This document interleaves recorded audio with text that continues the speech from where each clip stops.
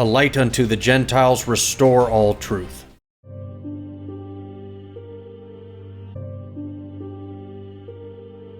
I've never really believed in Jesus or done the whole church thing, but I think I've seen the stuff you guys are talking about here.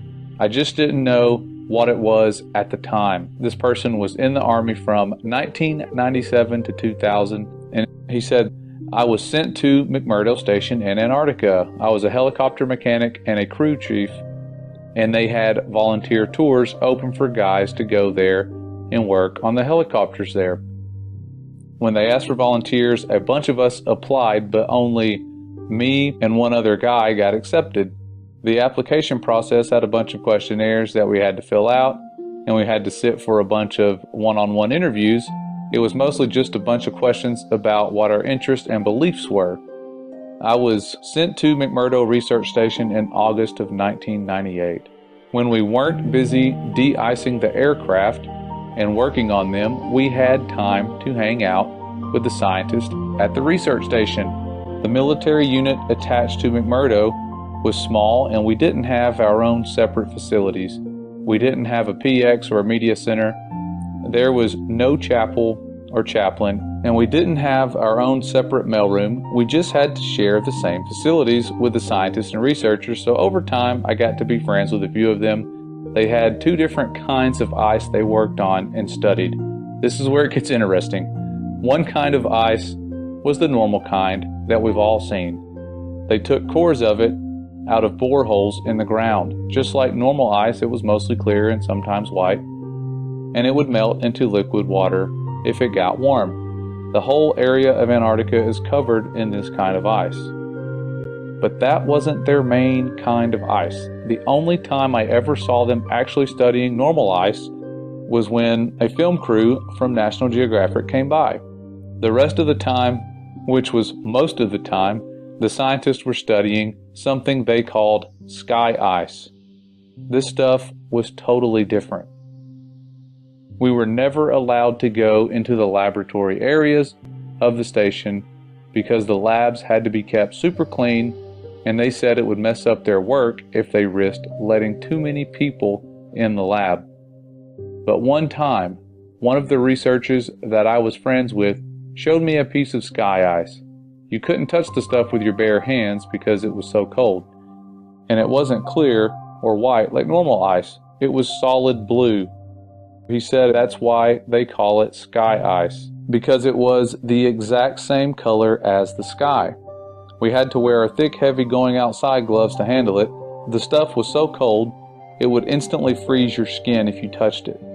I don't remember what the temperature he said it was, but it was something like hundreds of degrees below zero, way colder than the normal ice that was outside. He had to carry it in a metal bottle that was kind of like a thermos. He let me play with the piece of it for a while. It felt lighter than a piece of normal ice of the same size, like it wasn't very heavy at all. It almost felt like you could throw it up in the air and it would just float back down. But I didn't try that. And it was also a little flexible when I tried to bend it. It didn't break like normal ice would. And even for a small piece, you could see through it. It was solid blue right from the surface. And here's the really weird part. It didn't melt into water. When it got warm, because we had it inside, it just started to shrink. It got smaller and smaller, but my glove never got wet. And there was no water on the floor. The stuff just turned into thin air when it got warm and vaporized. He said that was the reason why they had to study the stuff right there in Antarctica. You couldn't take the sky ice back to America to study it because it was almost impossible to keep it cold enough during transit. It would always vaporize into air, and you'd have nothing left when you got back to the U.S.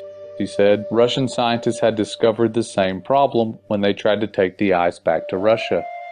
So that was why they all had research stations in Antarctica. After maybe 15 minutes of handling the piece of sky ice, it was almost completely gone. Just a tiny little bit was left, and my glove was dry the whole time. I'd never seen anything like it before or since, and that's unusual because I've always had an interest in scientific things, I think that's even why I got selected to go to Antarctica, because a big part of the interview was about science and what I believed about things. So I really thought it was cool to see something I'd never heard of before. The whole time I was at McMurdo, I heard people talking about the wall like that was a special place. It's pretty common to find ice walls and ice cliffs all over Antarctica. The whole place is ice, but it's all just normal white or clear ice. So I asked my friend where they get the sky ice from, and he said it comes from the wall. I don't remember exactly how he described it, but apparently there's a huge wall of sky ice in Antarctica. He said it was hundreds of miles inland from the coast. I never got to see it myself because I was only stationed to McMurdo. I didn't get to go out on expeditions. He said it was the biggest natural structure in the world. He said that in the 1960s, the U.S. Army had a plan to bore a tunnel into the wall, but they didn't have a boring machine that could handle the super cold temperatures, so they had a whole testing project in Greenland where they developed ice tunnels and invented new boring machines that could operate in super cold temperatures. So this was back when they were going into forming NASA and all the other things that were kind of strange, the Antarctic Treaty, around that time, pretty close to it. And he says, like they did this whole big thing in Greenland for just practice.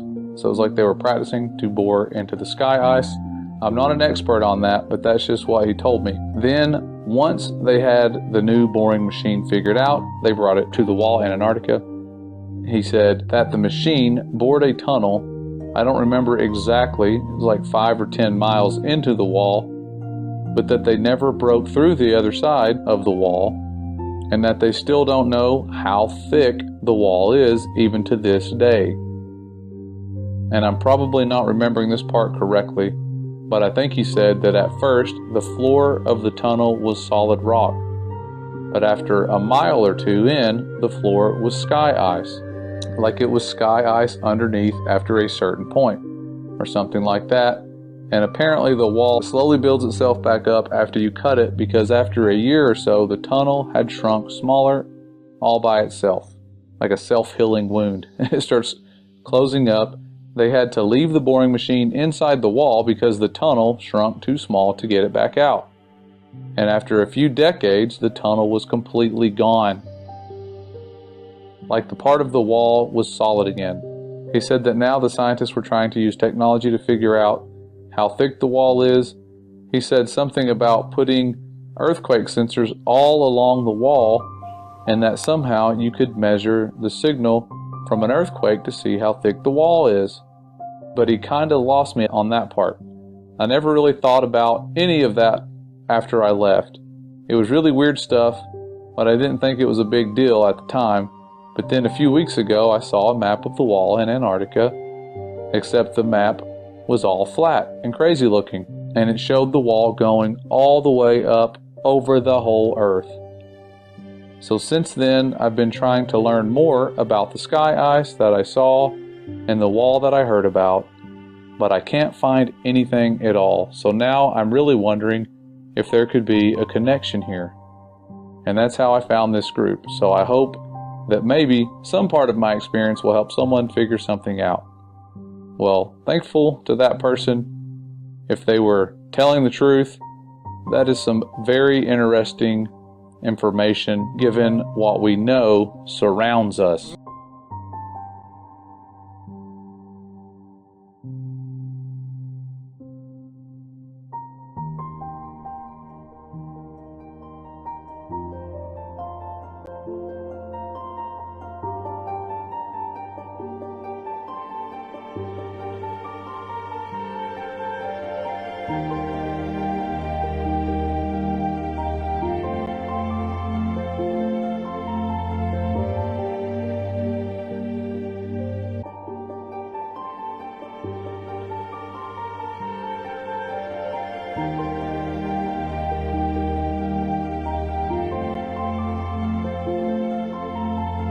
And above the expanse over their heads was the likeness of a throne, in appearance like a sapphire stone. And on the likeness of the throne was a likeness as the appearance of a man high above it. Ezekiel 1, verse 26.